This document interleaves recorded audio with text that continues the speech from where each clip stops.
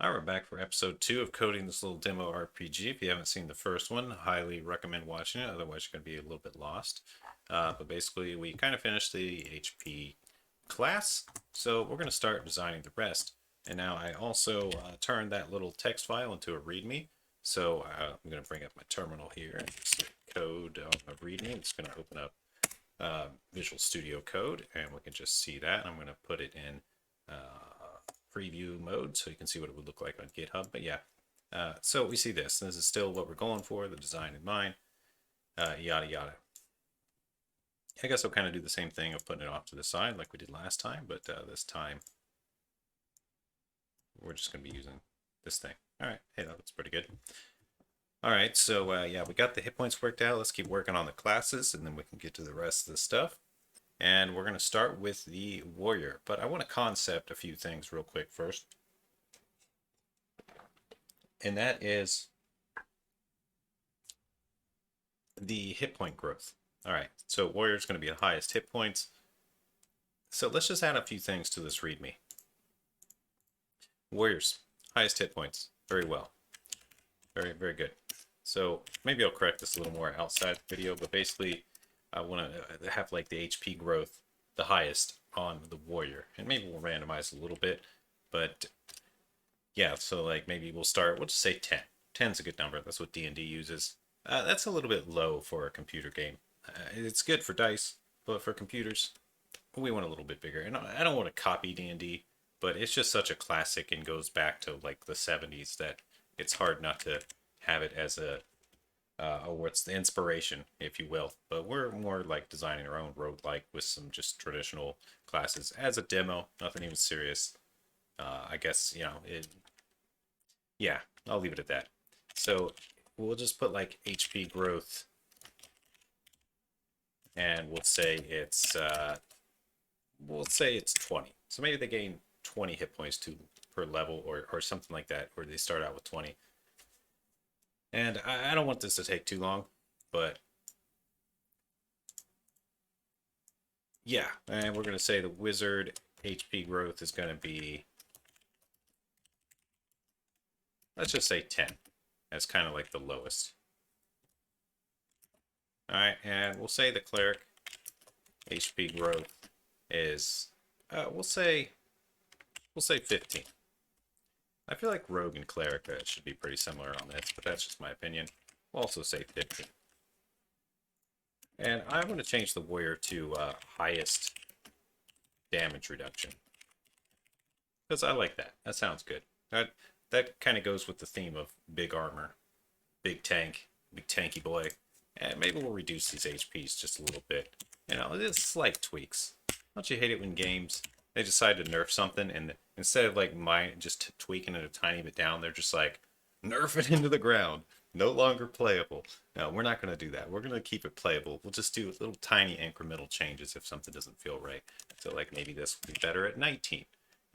Stuff like that. All right. Lesson to the wise. Yes, players hate when you nerf or buff things beyond insanity. Just little increments, devs. Little increments. It's a lot easier to follow, a lot easier to work with for us players. So we're gonna go with that. So we're gonna kind of use these growth systems for leveling them up. So like naturally over time, the warrior will have a bigger pool, and you can see where this is going. I don't think I need to explain any further, but I think I'm actually gonna have the rogue just a tiny bit lower than the cleric. That feels right to me. So there we go. All right, and we're gonna start building these in this session.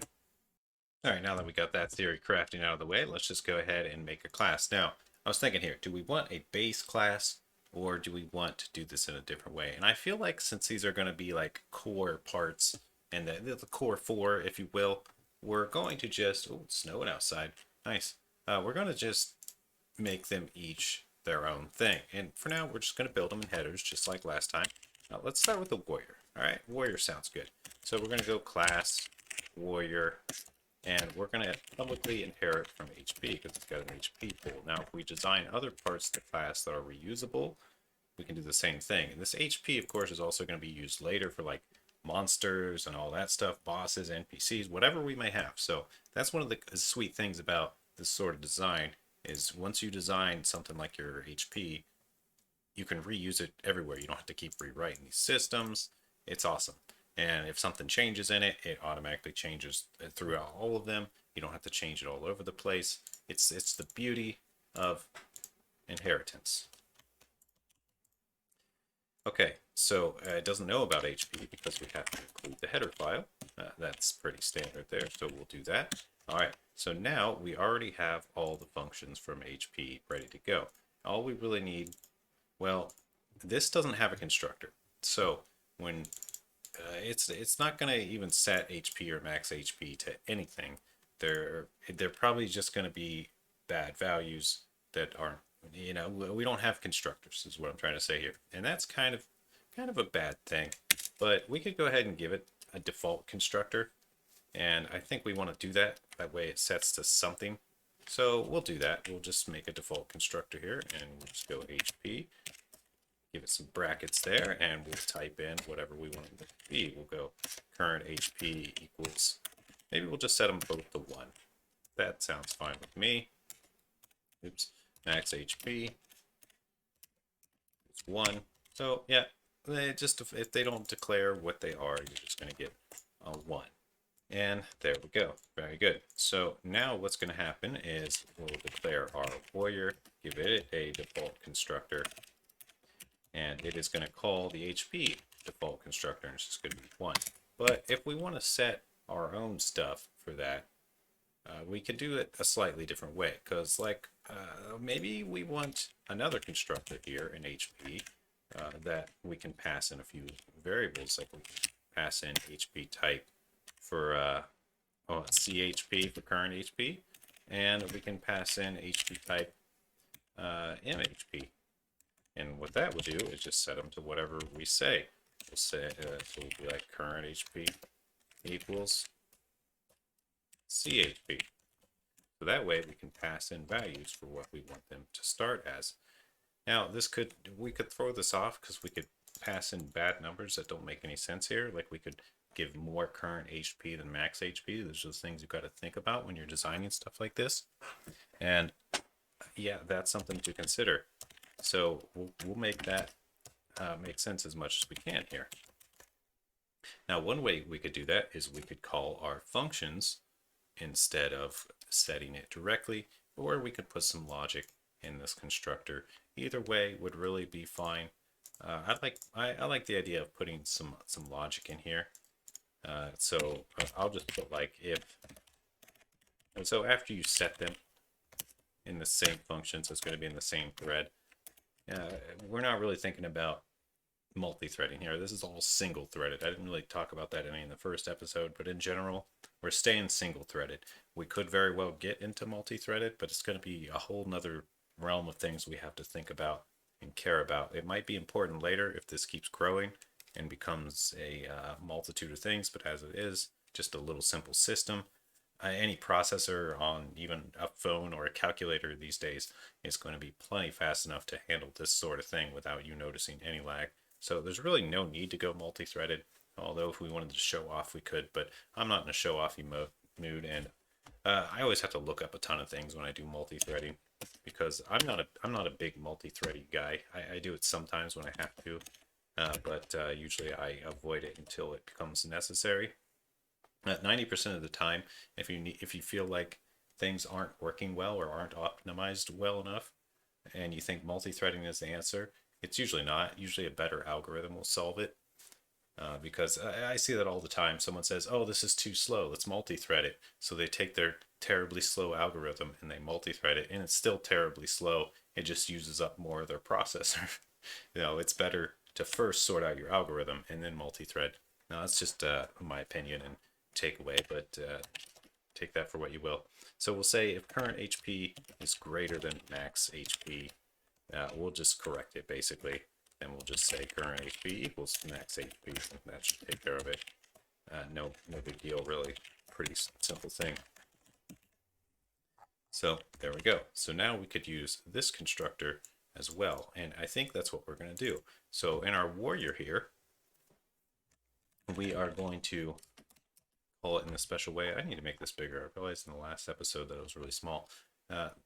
So I'll try to remember to make these bigger for you guys. So since we're inheriting from this HP, we can use it in our constructor. We can go HP, we can put in whatever numbers we want here. So we are going to want those HP types, and of course they're unsigned ints. 16. So what do we want? We want the starting number, right? And we could mark those down somewhere. We probably want to do that. So let's think about how to do this. All right, let's think about a few things here. All right, first things first. Okay, so we said the warrior's HP growth is going to be 19. That's going to be like that for all warriors, regardless of how many we instantiate, how many different warriors happen to be in the world running around, how many in your party. They're all going to have the same HP growth rate of 19. So what we don't want to do, because it would be bad design, is have this variable HP growth, and a bunch of different spots in our program. So one way we can do that, one way we can fix this up is right in our class here, we could have, well, let's make sure to make this public up here. Public. We'll put private down here in case we need it. But yeah, so we got a public constructor here. If you just construct a base warrior, it's going to do this base thing. We could make a static variable, static const HP growth. And wait, we need a type, well, HP type. HP type, and it's named HP growth equals 19. I think if we put a U here, does that make it unsigned? Yeah, I think that's right. Okay, maybe we'll make this all caps, HP growth. So now, static in a class basically means that only one of these is going to be instantiated, and since it's const, it cannot be changed. So no matter how many warriors you make, the static const is only going to happen once throughout your program. So as you might have noticed from last episode, yeah, this HP type is 4 bytes wide. Now, if we instantiated it just like this would mean that every time you instantiate a warrior, every time you make a new warrior in your game, it recreates this variable. You use 4 more bytes of memory, and that might be okay. It's not much, but it's good to get used to optimizing. It's calling me at a time like this. Okay, just a spammer. Had to tell them off real quick. I don't think they heard me anyway because they were probably a robot. But okay, the point I was getting to is if we make it static, it only ever instantiates once. No matter how many warriors come into play in our game, we only have this variable one time. We're only using 4 bytes, never anymore. And boom, Bob's your uncle. Is that what they say? So just a little thing that you can do to have a little optimization there. Now, what are they doing these days? Are kids doing const expert or something? I don't know. Whatever. You can correct it on GitHub if you want, make a pull request, leave a little note if you want. That's fine, but we're going to stick with this. This should work fine, and it should do exactly what I said, basically. So, all right. So now we have this variable ready to go, and we can just start it out like that. So we'll put HP growth right here because we have current HP and a max HP, and we'll just set them to the same. And there we go. Now when we instantiate a warrior, by default, it is going to, I don't think we need that one there. Okay. It's going to give them the max HP. They start out with their 19 HP. Very good. And it's going to be pretty efficient. I guess we could just do it like this. We don't have anything else to initialize yet. But now we're getting to a point where we need to decide what other kind of things are these classes going to have. Do they have strength? Do they have endurance? Do they have charisma? You know, stuff like that. I think we're just going to keep it super simple here. We already got an HP growth pool that we're going to put custom in each of them. So that's kind of going to work as the endurance or constitution or whatever. I think all we want is like maybe a resistance. Yeah, we're just going to go with like a resistance and power or strength. Maybe we should have one for magic and one for non-magic. This is one of those things where like you could hypothesize a million different things, but we're just going to keep it real simple, and we're going to go like intelligence, strength, Yeah, just intelligence and strength is fine, and that's all we need because the intelligence stat will be used for like casting and stuff, and maybe a few other checks or whatever. But we don't want to go too far. We don't want to have like multiple stats for physical and stuff like that. That's just too complicated for a simple thing right now. I mean, you can if you want, but I don't think it's going to be necessary, and it doesn't really help add to any of the points of this particular thing we're doing here. All right, so let's do that now. We're going to reuse these now. So if like every living thing has HP and every living thing also has strength and intelligence, then maybe we also want something else to inherit from that works with those. Because now, if you think about it, monsters are going to have this stat type stuff. I like the HP growth being separate per class or per thing, and not piled in with the hit points because it's going to be like specific to this warrior class or whatever monster class we end up making down the road.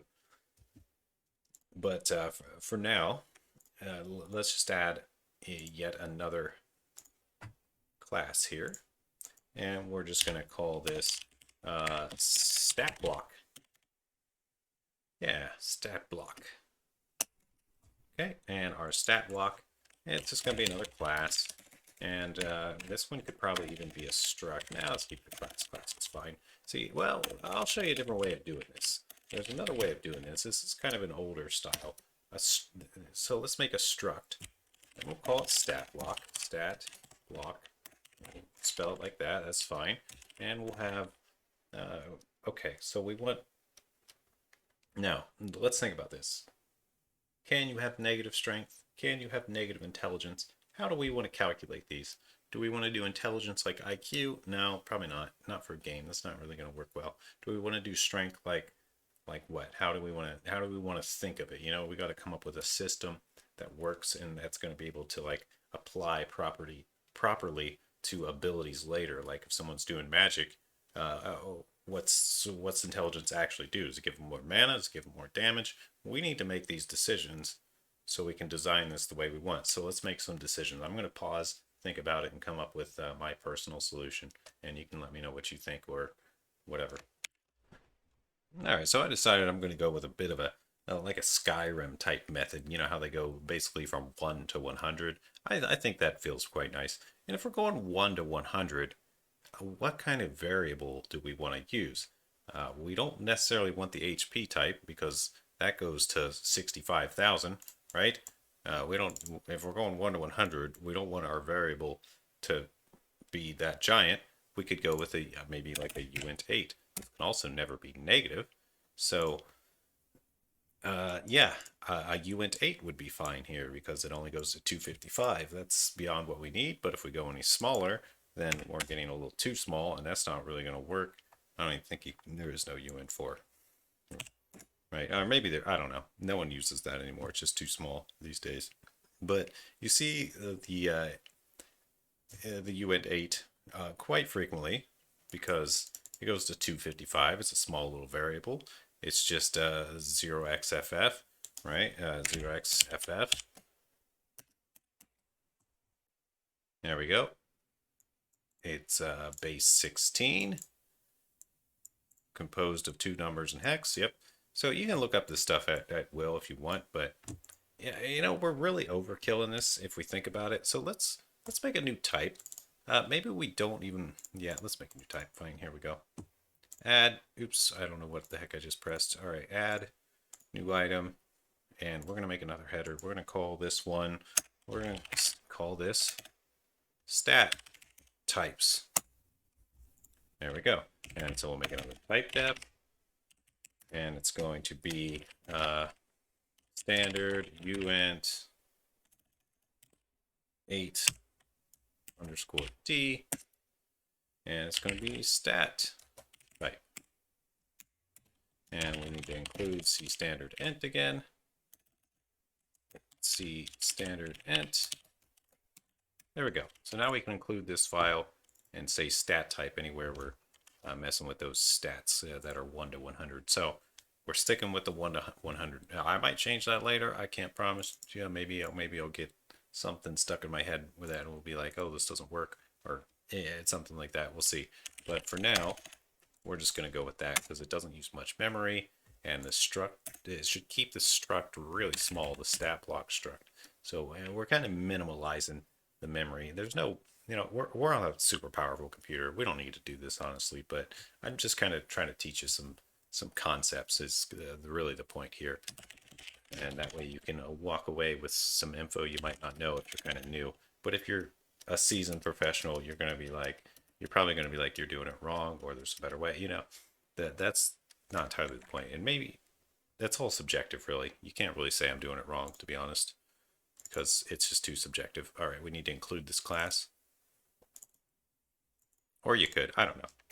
A lot of coders, once they get really good, they get really snarky. Just go on Stack Overflow. You'll figure it out. They're no longer human. The better you get at coding, the less human you become. I think that's a thing. Obviously, I'm memeing, but it kind of seems true, doesn't it? So we're going to include stat types. That's what we want. Stat types.h, and we want double quotes around this one. And Visual Studio is trolling me. Stop it. Okay, there we go. Now there's a little autocorrect stuff. All right, so now that we have stat types, we can go stat type, and we want strength, and we want stat type intellect. That's it. I think we'll stick with those. And if we want to add more later, we can. Pretty cool. Pretty cool. So yeah, so since this one is of size 0xFF, and this one is of size 0xFF, and this is only a 4-byte stat block. This is essentially, the stat block is going to be the size of half an integer. So in the size of half an integer, or in the size of our hit point type, we get both of these. And that's kind of the beauty, just kind of saving up a little memory there. Now it might come back to bite us later in some calculations. We'll have to address that as it goes, but that's kind of like one of the advantages of doing stuff like this and using the minimum possible variable. So I hope that makes sense, but it can be very important, especially if you're doing like mem setting and stuff like that, which can become very relevant if you're messing with the memory directly. We're kind of going to let the compiler sort that out for us. We're not going to really be using too many pointers and allocating our own memory. We're just going to kind of be letting that happen manually. So take that for what you will, but that's just to keep it simple. And maybe we will get into some pointer stuff later. We probably will once we're in combat and stuff, because we don't want to be passing and copying variables when calling functions all the time. We probably want to be passing references to different, I don't know, I'm losing my track of what I'm saying, but you know what I'm saying. If you don't know what I'm saying, we don't want to be copying these variables. We'd rather be copying the memory location. That's what I'm trying to say, which is basically a pointer. So we'll get to that later. It's not really too relevant in this particular part. Come on, brain, don't fail me now. Let's get through this. You ever have that moment? Never mind. No, I don't want to get too sidetracked. All right, let's keep going here with our warrior. So our warrior, we're now going to just include also stat block.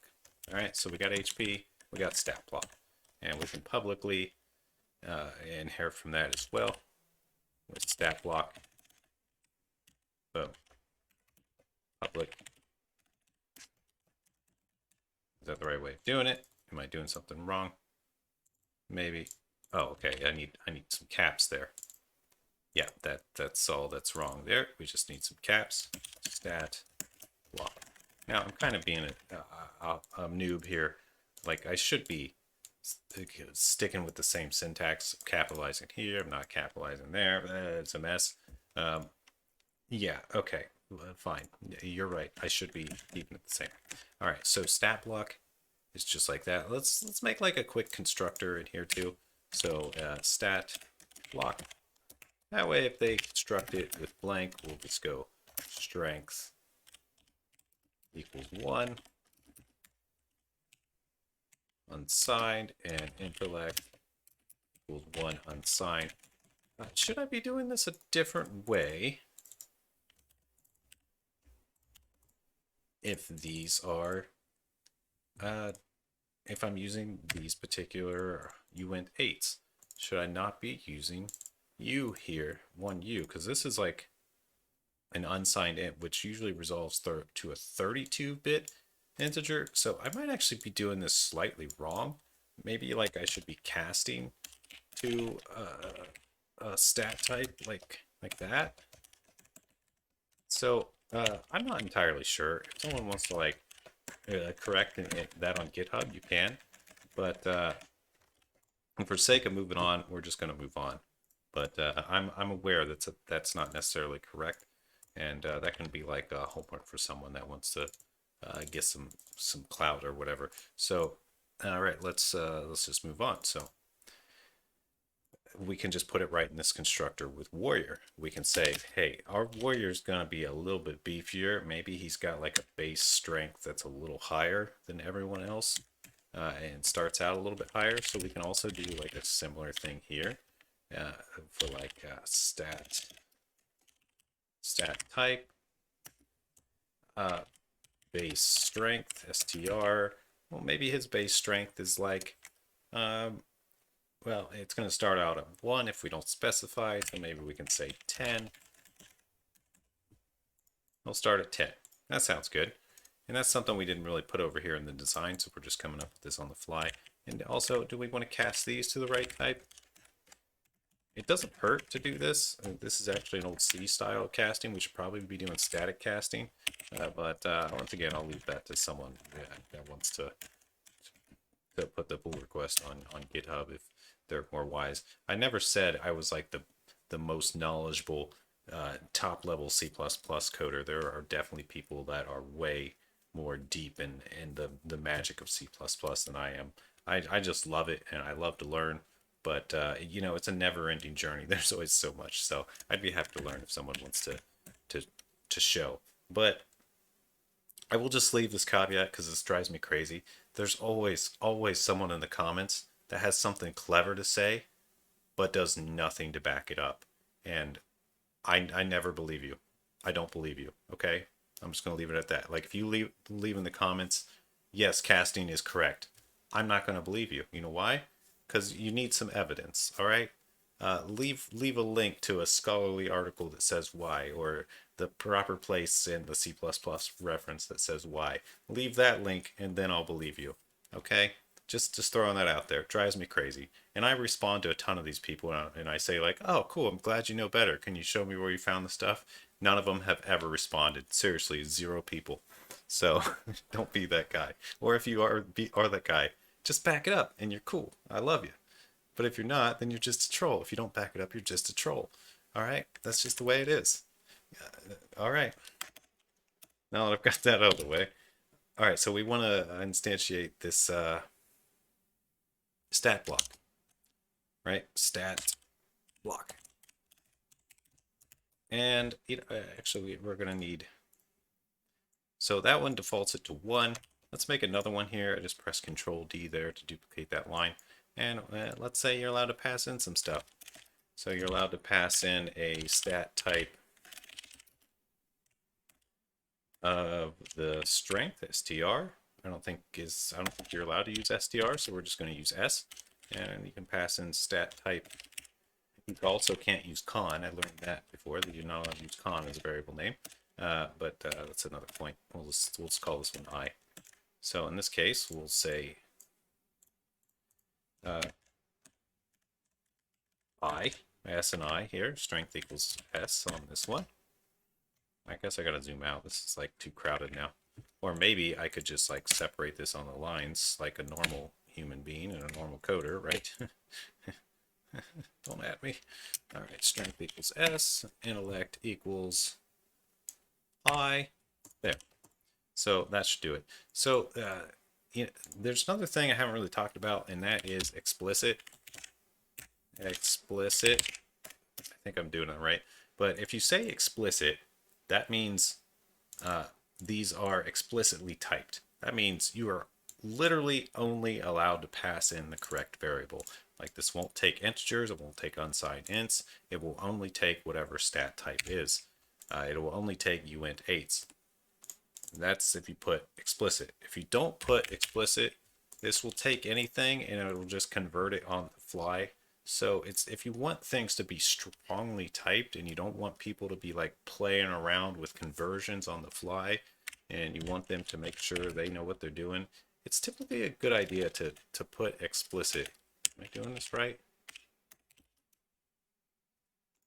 It's typically a good idea to put explicit on these to say, hey, don't try to pass in something that's over 256, right? Because we already know that these stat types, this uint8, it maxes at 255. It's 0 to 255. So if they tried to pass in an unsigned int that was like 5,000 or something, what the heck is this going to do? We're not even sure, really. So if we don't want to allow that possibility, we can strongly type it with explicit. It's just a C++ keyword. Look it up, read about it if you don't know it. It's a good one to know, very important. I'm kind of being very loose here. If someone wants to go strongly type this on GitHub, that would be awesome. Go show off your strongly typing skills. Sure, that'd be cool, but it's going to sidetrack me a lot to go correct all this right now. So we're just going to leave this one explicit. That way we know what we're doing here. But now what we can do is we can say, we can just put in some stat types here of base strength, and we want base int. And so we'll do the same thing here. Just copy that line with Control D, base int. Control D is a specific hotkey on this editor. Yours might be different, or maybe you got to do some copy pasta manually. Let's say the warrior starts out with 1 int. That's super low. Maybe, you know, these can also be changed on the fly. Let's do a 5 and a 1, or maybe we'll keep it a little lower. You know, there's 4 classes. Let's do 1 through 4. So we'll go like that. Yeah, that's good. Warrior has the lowest intellect because it gets knocked around in the head the most. That makes sense, right? All right, so very good. Now we're looking really good here. That we probably want to strongly type this this HP constructor and stuff, but I'll move on for now. So we've got a base warrior that we can instantiate as many times as we want, and when we just give it a base instantiation, he gets his base stats. And we've got these made in a way where they're pretty efficient. It's not going to repeat making these variables. Hey, that's not bad. So we can pretty much copy pasta this for the rest of the classes, and we're smooth sailing. You know, we got a nice base going. Yeah, there's some other ways I'm thinking that this could be like arranged, but for sake of just moving on and getting it done, we're just gonna create the other ones and move on. So we got wizard there. We'll just copy like all of this actually over here. Oop, like that. Call this wizard. Call this wizard. Change this HP growth to 9 instead. Yep, 9. That's what we agreed on. Change the base strength to 1 and the base int to 4. Just flip that around on the wizard. Super weak, but super smart because their head's in a book and their muscles are atrophying. That's the theory anyway. That seems to go with every RPG. And then next one, we'll put the cleric in there. The man of God, if you will. I don't like how these classes are kind of getting scattered, but I'm gonna choose to not care for now. Oh, we need to recopy this. Yeah, just gonna choose to not care. So there might be, you know, maybe we should. I'm kind of thinking out loud here when I'm gonna do some copy pasta action. There might be a case for putting all these HP growths for all these different classes in our own file, like a single file that has them all declared, and then just making a base class and letting people instantiate from that base player character class or whatever. You know, there's some other ways of arranging this is basically what I'm saying. And that makes it a little complicated. You know, with an HP of 14, that's not a ton lower than the warrior. I feel like the cleric might make a pretty good tank too. So let's be careful about how we arrange these. How about 2 strength, 2 int? That sounds good. It's actually a little lower balanced than the others because if you combine the strength and the int of the warrior or wizard, they have a total of 5. So let's go like that. That sounds pretty good. 2 and 3, a total of 5. That seems a little more balanced. This HP growth being really low. Yeah, I guess we can always balance later. Let's not get too crazy into that. But I feel like these aren't going to be the most balanced classes starting out, is I guess the point I'm getting to. Oh, I need to copy again. Let's copy from warrior, go into the cleric, or go into the rogue, paste that in there. Let's just do this the fast way this time. Find and replace. Just did a little control H there. Changes HP growth to whatever we agreed on, 13. Base strength, let's go with 3 and base int 2. How's that gonna, see, that doesn't make a whole lot of sense for me.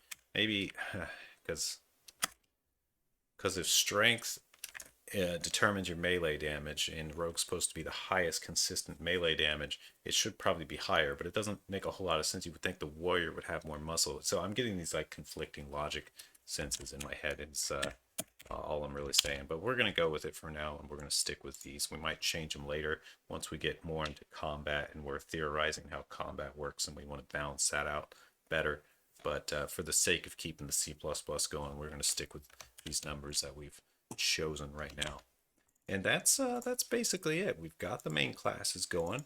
We still haven't instantiated any of this stuff. There's just a bunch of header files, but we could, in theory, start instantiating them. Like we could have warrior 1 right here, and we could have let's just do it real quick. Wiz 1, and let's make a cleric. Claire 1, and we'll make a rogue. Rog 1, and of course we need to include these classes. Actually, let's kind of simplify these classes a bit, and we're just going to make like a header that includes them all. This just so we don't have to include all 4 of them all the time, and we'll just make a header called all classes, right? And it's just going to have this simple thing of include rogue.h, include, you see where I'm going with this. You don't have to do this. This is just, honestly, I wouldn't even recommend this in most cases, but I'm being a lazy coder. It's what it comes down to. It doesn't really hurt. If it does, leave a comment and tell me why it hurts, because I'm not really sure why it would, other than it's more files in your file.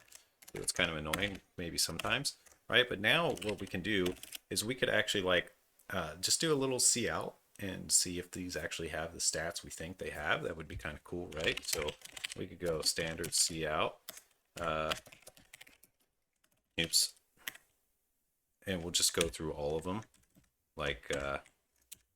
Give me a second here. I'll just type all these up. I'm just gonna put some basic formatting in here, like warrior HP. Yeah, I'm gonna pause this, type it all out, because it's gonna be a bit lengthy. Okay, so we're just gonna do something like this. We'll use standard cout from the IO stream, and we're just gonna say warrior. We'll make a new line here, and then we'll make like a little dash on this new line, say max HP, and then we'll this just keeps couting. We'll say warrior 1 get max HP, and it's going to say the warrior's max HP, and then we'll go to yet another new line character there, and we'll say warrior 1 dot get what else do we want here? We want strength. So let's see, how do we set that here? Now if we look at this, it's inherited, it's private. Wait, is it private? Oh yeah, the stat block. Everything's public in the stat block, so it's not made like our HP is, which is actually quite dangerous because we could like set it. So let's actually just go ahead and make those private. That would be kind of a good idea. And I'm gonna hack away real quick here. Usually, it's kind of standard practice to put the private at the bottom, and also let's just turn this into a class. So we could even, in theory, since classes default to private, we could have all the private ones at the top without having to declare any of this stuff. These are all private, right?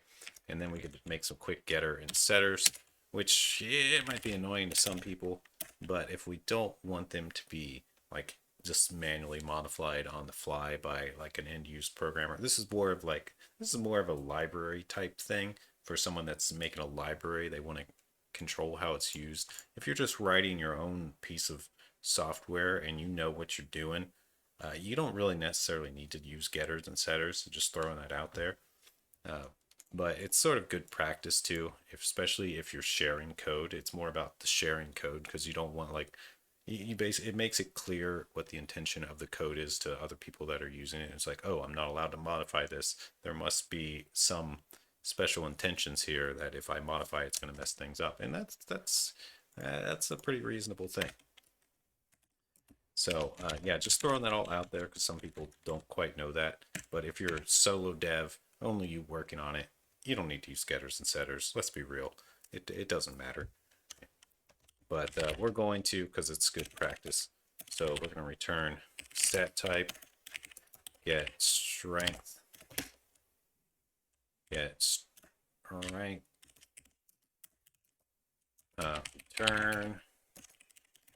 strength. Oh, what? Return. Okay. Promise isn't going on much longer. We're actually in the final stretch here.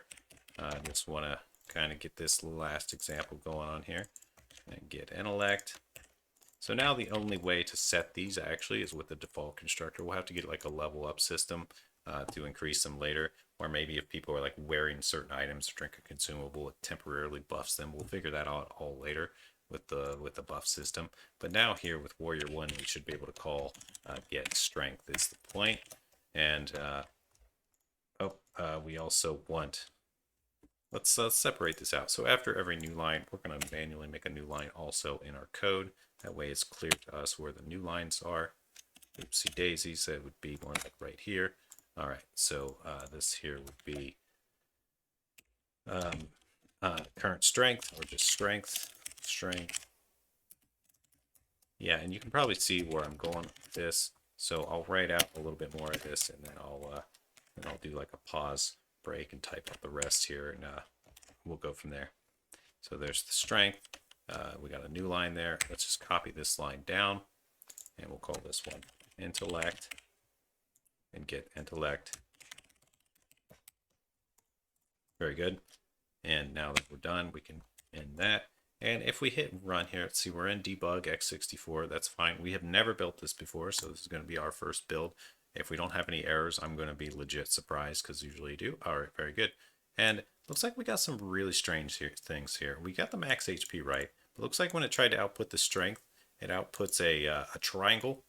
And for intellect, it outputted a smiley face. I'm sorry, this is actually this makes me laugh. Nobody uses this small of variables, so cout probably doesn't even know what to do with them by default. Windows doesn't like that small variables. So what we can do is just like a hot fix, is just change this to 16. It's not like it's hurt anything for real unless it's hit play. Saying that this just shows you a great example of how easy it is to switch up your types for everything cascading down, and a great reason to use these type defs. So actually I'm really happy that happened because that's a really great example. And now we can see that, hey, that was a bad type to use maybe for Windows in general, I guess. And UN16, it's not that much bigger. It's going to be better for doing math later, to be honest. So it's probably fine to go with the UN16 since we're going to be mathing with strength and intellect for combat later. And yeah, you can see the console actually knows how to output those variables, but that was good stuff. All right, so we can see you got the correct strength, got the correct intellect, and we can cascade this down. Like we can just basically do this for all of them and make sure they work. And this is essentially what you would do with a giant test file, except you would compare these and have them spit out pass fail type things. So this is essentially a test file. We're going to delete this later. Don't worry. But like we do this for wizard here. Oops. Wiz. So I'm just going to do that real quick here. And change this all to wizard. Go with the cleric for the next one. And we'll just like confirm that all these look correct basically. And that'll be a nice little initial test for us to end on. There's our rogue. I copied that one too many times. I'm going to press my auto format key to kind of clean this up. There we go. And that will hit run again. And boom. Let's see if these all look correct. Yeah, looks good on the warrior. I'll zoom this in a little bit. Looks good on the wizard, looks good on the cleric, looks good on the rogue. So far we're going real good. Everything's kind of calculating as expected, and we've got a nice little base system of our classes with different HPs, different strengths and intellects, and we can go from there. Thanks for watching. Don't forget to hit all the buttons on YouTube. You can support me on Patreon. Links down below. Links down below for anything else that I may have mentioned here. Hopefully I don't forget to leave them. And I'll see you guys in the next one. Peace out.